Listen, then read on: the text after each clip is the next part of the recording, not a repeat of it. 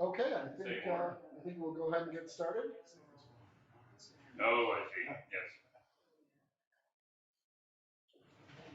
Oh, good. There he is. So our next respondent is Mariele Courtois, who joined the faculty of the Theology Department at Benedictine College in the fall of 2022. She received her BS in biology from Loyola Marymount University, and she holds an MTS from the University of Notre Dame and a Master's of Philosophy from Catholic University of America. She received her PhD in moral theology and ethics from the Catholic University of America. I had not made that connection before. I'm guessing that you and Catherine probably knew each other very well. Her research interests include biomedical ethics, technology ethics, and the sacramentality of the hospital. Her dissertation applies St. Edith Stein's understanding of individuality to ethical questions concerning genetic therapies at the beginning of life and the relationship between disability and identity. She teaches classes of moral theology, bioethics, and theological anthropology. Join me in welcoming Mariele. Thank you so much for allowing me to join you all. Can you hear me all right in there? Yes, we can hear you. Okay, great. And thank you so much to Brian for a very thorough and thought-provoking paper that calls us how to think of how different technologies speak to us and invite action. And for Catherine, who indeed was my classmate at CUA, so I do know her well, looking at a deeper investigation phenomenologically of what it means to provoke, drawing resources from Edith Stein. And I'm happy to see that there are some resonances with what Catherine had to say. I'm also going to utilize some phenomenological resources from von Hildebrand in my approach, and I hope to look at some small things and small ways that can help us to build habits to be provoked to right action. So looking at some of these questions that Brian brings up for us through a virtue and a Christological lens. Is it really so intriguing for ontological or ethical consideration that a small growing mass of cells and tissues might move before the presence of another, more minuscule collection of growing cells and tissues? What significance might this have, and how might one even determine whether or not such movement is causal, coincidental, or intentional? What significance is there in the likewise relatively small number of neural cells of human origin that from the confines of their in vitro enclosure are directed to play a game of Pong? One of the events I have just described offers a key for understanding the other. Over 2,000 years ago, John is the fetal protagonist described in the first scenario when he leapt in his mother's womb in the presence of Christ. The radical gift of the incarnation was affirmed by a fellow minuscule human substance. It is not solely on account of the incarnation that Christians find relevance in respecting the body. The Judeo-Christian tradition enforced rituals for burying the dead, demonstrating honor for the deceased even past the point that the deceased would have hardly had the ability to share an opinion or a complaint on the matter of the location of their remains. The body deserved respect. Yet Christ more fully reveals and affirms this respect by entering into humanity's physical nature. He makes clear what belovedness there is in the human body and capacities, and he elevates this sacredness all the more by uniting it fully to the divine. Christ took on all of human nature from beginning to end of its trajectory. He has organs, tissues, cells of his own. He used the technology of his time. He had a neural network that allows him to actualize his human intellect. Now, can such sacredness be found in the Pong-playing synthetic neural networks of a laboratory experiment? Do we find more impressive dynamism of a synthetic biological's intelligence, or the grace-infusing sliver of bone left behind as a relic of a saint? Why do these pieces of body, these shards of material existence, or technological feats mimicking or replacing our own abilities, even matter to us? Brian describes technology as a provocation, a reality that demands a response, a reality that elicits some truth and speaks some meaning that we as humans are posed to read and in turn to which we respond. He rightly states that being provoked itself has no intrinsically moral evaluation to it. This is true. Moral evaluation is only applicable once the capacities particular to a human person are applied to a stimuli, namely those features that make possible our human freedom. When our intellect and will render response, we become morally responsible for what provocation has elicited in us. Yes, even prior to our engagement in return, there is moral weight and relevance to the state of being provoked than one might at first describe. We are held accountable for our response. Jonah the prophet is provoked to love more by a plant than by all the people of Nineveh. God makes known to Jonah how unimpressive such love is that cannot discern an assent to the higher value. In my response to Brian's paper, I will draw from the thought of Dietrich von Hildebrand to highlight two important virtues to assist in responding to provocations: reverence and responsibility. I seek to demonstrate how these virtues can assist in finding an ethical human response to the provocations of technology that Brian details. First, to consider reverence. Von Hildebrand emphasizes that as humans, we have an ability to detect the order and logic instilled in the world. We have the capacity to acknowledge the values present in the world that surrounds us, as well as in the midst of our own very beings. But in order to rightly have reverence, the human person needs distance. The person needs to be able to distinguish the contemplated good apart from its context and other goods.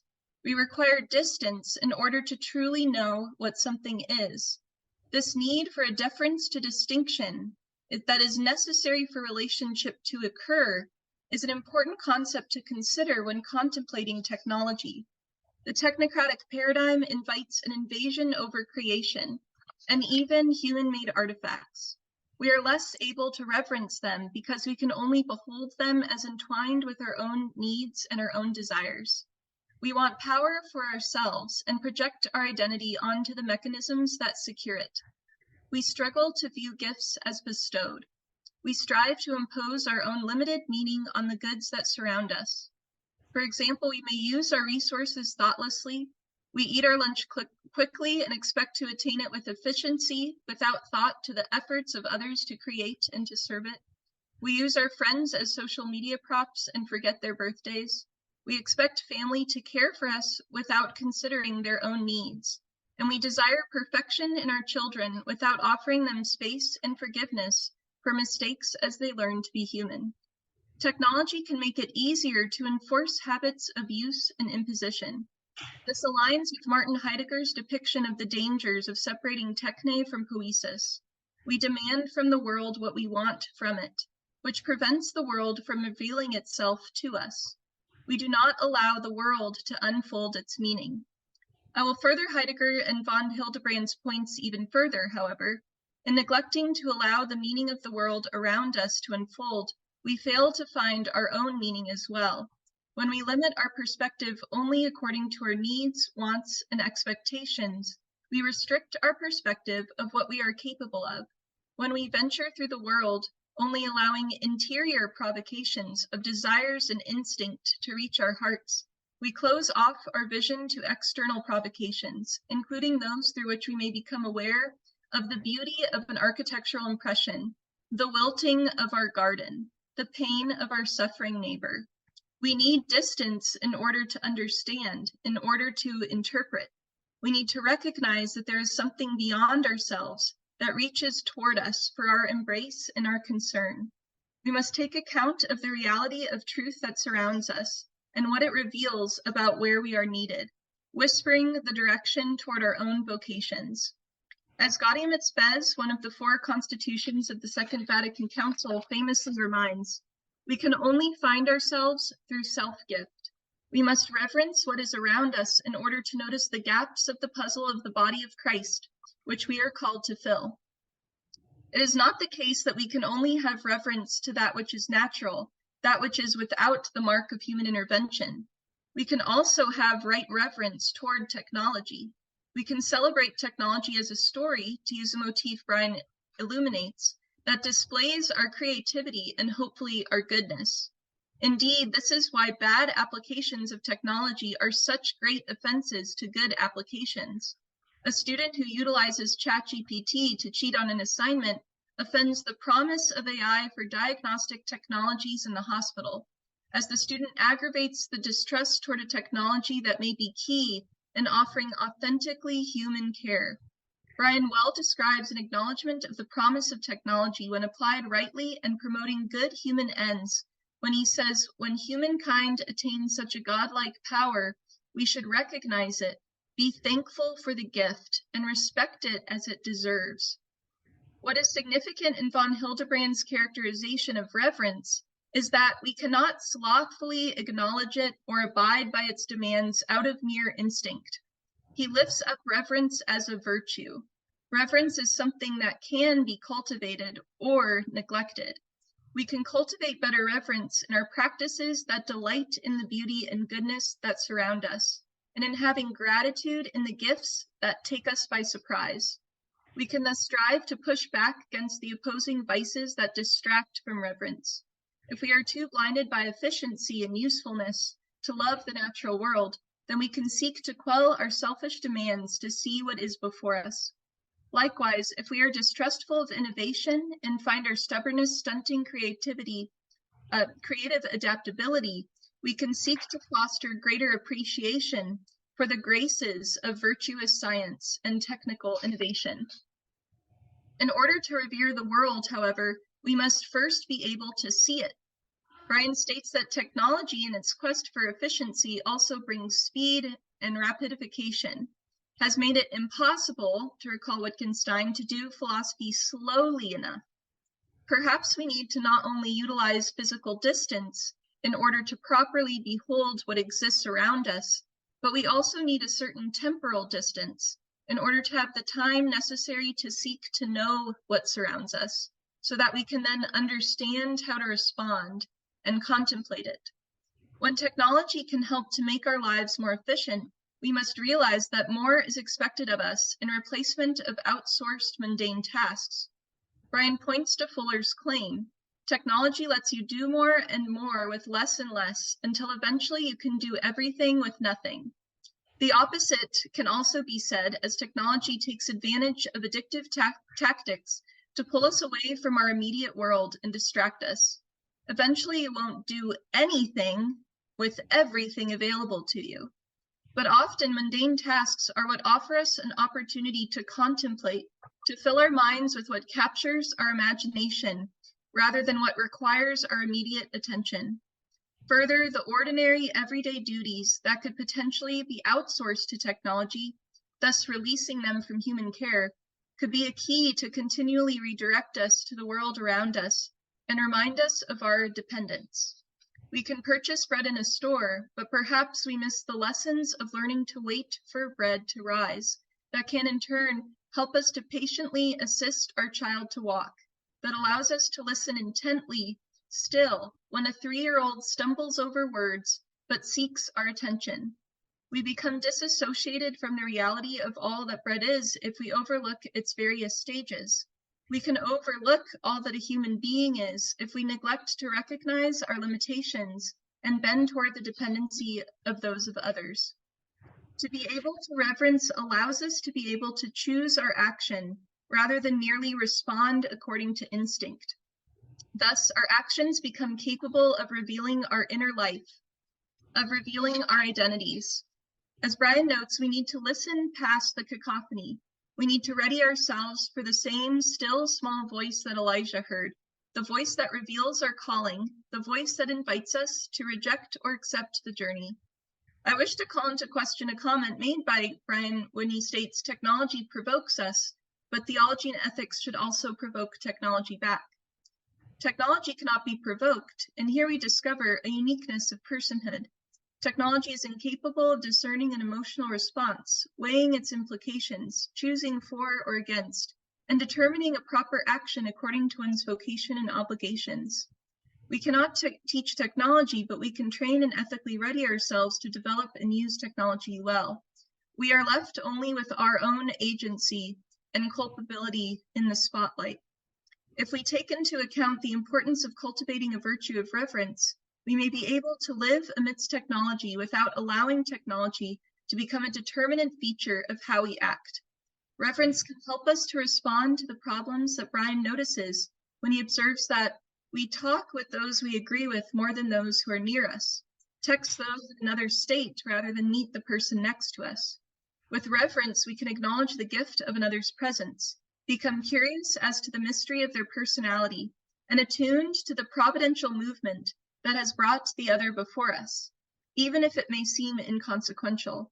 With reverence, we can better value one another and begin to notice the needs of another to which we are called to respond. In fact, in this phenomenological analysis of call and response that should be at the heart of how we decide to develop and utilize technology, our creative aspirations and our scientific drives should always be in response to a need. We should seek to impart a moral message for which our community hungers, or to aid and to give someone who requires the loving attention of a neighbor. If this heuristic of service guides our technological development, our products of engineering can become better aligned with the common good, but this can only be done if it begins with the virtue of reverence. In fact, in reverencing the good of one's very being, we can better act in accord with the order of charity, healing and caring for relationships with those closest to us. We sometimes push away those who may be perceived as inconvenient or frustrating. Those who Brian warns we can identify as less worthy of our attention simply because we disagree with them. Rather, reverence helps us to strive to truly encounter the other and to build a relationship seeking mutual understanding and compassionate yet assertive witness to convictions. Beginning such a discussion with reverence toward the other preserves one's acknowledgement of the other's inherent dignity and one's humility before the interrelational search for truth. Further, reverence can help us to avoid several of the problematic dangers of the provocations Brian characterizes. Reverence calls us to speak for more than simply our momentary pleasures. This guides how we utilize technology and what we seek to gain from our technical skill. By reverencing what is near, we can attend to the relationships closest to us and the gifts of the world that we might otherwise overlook when we are distracted by technology. The comparison that Brian draws between AI and synthetic biological intelligence is worth reflection. Notice that throughout history, we have held up our rational capacity that has rendered us distinct from all other animal life on Earth. Now that we are faced with the reality of AI, we begin to better contemplate and cherish the features of the composite human nature that actually resonate with those of other earthly creatures, our emotional sensory capacities. Brian notes consciousness is a property of living things, and what humans have created with AI is not alive. It will never be human in the way that matters, not in life, not in love. This is certainly true. Now, when confronting synthetic biological intelligence, we find yet another case where we note an impressive feat relying on so little of what fully encompasses a human being. Reverence can assist one in acknowledging the value and meaning even of such a confined set of neural cells, even the smaller pieces and more subtle aspects of our nature, even such a small glimmer of our capacities witnessed as the product of AI algorithms. Reverence toward these, too, can help us to discern how to properly interact with them and how to set limits to our engagement such that respects their intrinsic meaning and interconnection with the order of creation. To misuse AI or synthetic biological substances is to not render a truthful message about their reality. Yet it is also important to raise up the important extension of reverence, which is responsibility. John the Baptist's response to Christ from within the womb of his mother was interpreted by his mother and promulgated by her.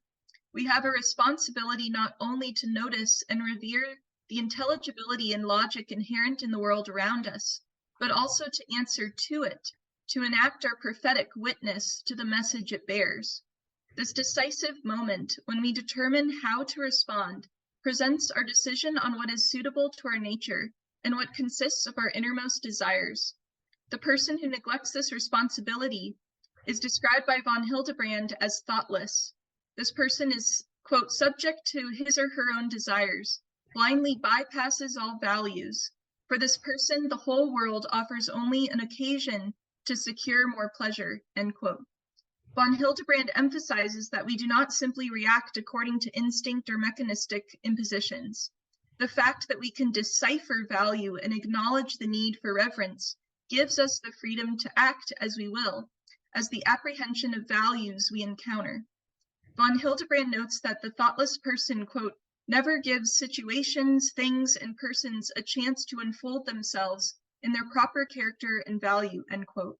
A fellow human is not simply meant to respond to the demands we place on her. What an insult to analogize technology to her, as we do with AI, when it completes the demands we put before it. Technology has no inner life. It does not have the potency to be a moral being because it cannot acknowledge a need to reverence, and it cannot identify an interconnected responsibility. May these two necessary gifts given to human nature, the virtues of reverence and responsibility, shape how we venture forth in the world of technology that we have created. And one of the questions that I wanted to pose to Brian, since he does holds some really important conversations with tech companies, is where he might see room to discuss with companies about cultures or practices to help to cultivate virtues, and maybe ways in which some companies are already doing so, and what he thinks about those. How to hold ourselves accountable to these virtues. Thank you.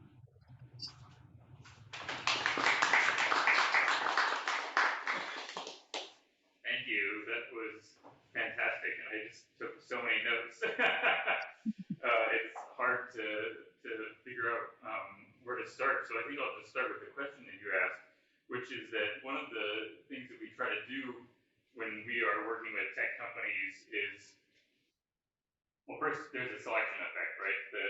The worst tech companies aren't going to invite us in. So when we get invited by a tech company, they're already interested, or there's somebody at the company who's already interested in having us come and work with them in some way.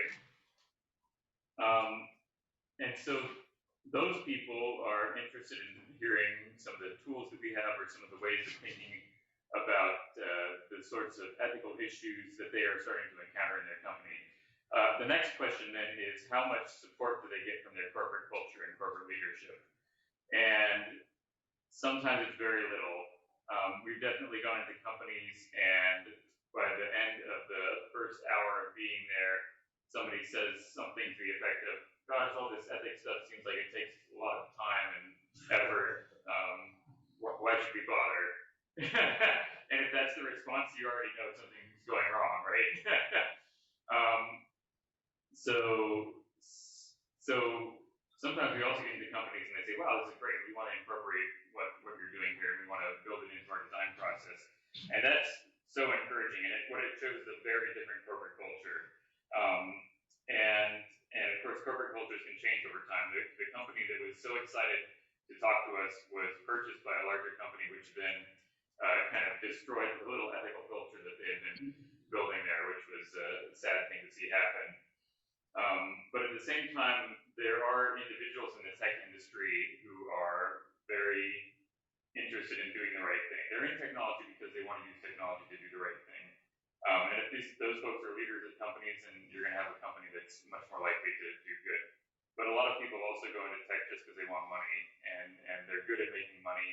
And often, if people are very good at one thing, they're not so good at adjacent kind of abilities, like making ethical decisions.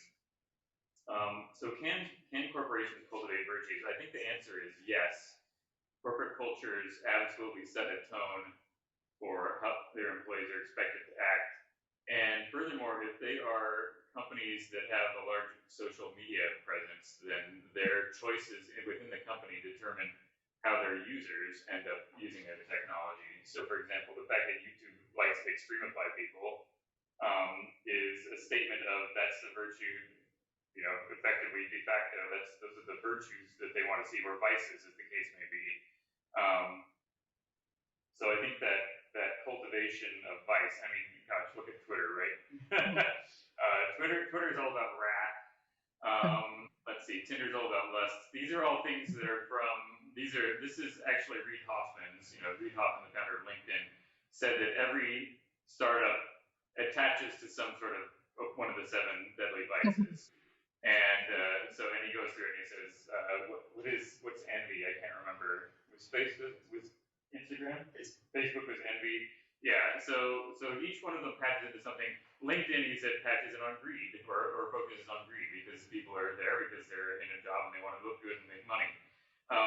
And then of course he backs up and he says, actually, it's not so much about the vice, it's the capacity that the vice represents, which is that people, there are appropriate times to be angry. So, for example, Jesus going into the temple and flipping the tables over. There are appropriate times to be looking for a romantic relationship, and so Tinder is preying on that. Of course, I had a couple of my students do an investigation of Tinder once, and they determined that Tinder actually intentionally does not give people the dates that they're supposed to be getting. They give you a bunch of people that you don't match with, and then maybe after you scan through like 100 people, then it'll show you who's actually supposed to be a good match for you. And so the objective is to keep you swiping, not actually finding the match that's supposed to be the right match for you. So this idea of virtue, I think, is it's really important actually, because the technologies are used to shape us, and the people who are making decisions about how those technologies operate are also choosing how to shape us. So if they're going to start teaching us to look at other human beings as mere means to an end, then guess what? We get into our mind that we're supposed to treat others as a mere means to an end, among other things. And just kind of building on that idea of virtue, I really like the idea of reverence because Albert Schweitzer comes to mind with his reverence for life and the fact that that was really his ethic. And then also responsibility, that just makes me think of Hans Jonas and his imperative of responsibility. So I think you're calling upon a couple of ideas that are really important. And what I like about reverence is that you can't do reverence fast. It's like so when I first went to Mexico, I had a taxi driver who would cross himself whenever he went in front of a church. I thought, oh, that's interesting. But think to yourself, if you're flying over the country in an airplane, it's very hard to cross yourself in front of every church, right? First of all, you can't see it far away. And second of all, if you could, you'd be doing it constantly because there are so many little towns and churches down there. So once again, this is connecting to the idea of speed. And I think maybe responsibility can be done fast. I'm not sure. I think that might be something that AI could perhaps help with, saying, if you did this, you'd be best executing your responsibilities towards the world and things like that. But it also might be overwhelming. It might be that reverence kind of defies speed, but responsibility defies scale. So this is something I would have to start pondering. So thank you. Thank you so much for that answer. Have reactions. I think those are such great examples that you gave of doing the opposite of what one would hope with a call and response phenomenology, rather than responding and trying to give of oneself in response to needs, to prey on needs, to do the opposite, to take more from another. And I think thinking about how one can't do reverence fast is a really good point, that there's some virtues that necessitate a certain type of dwelling in the goodness of something. Though in doing virtuous practices and cultivating virtue, one hopes that to build up the sort of second nature instinct toward the virtue of reverence fast, or such that it becomes, part of one's intuition and just how one naturally responds to things.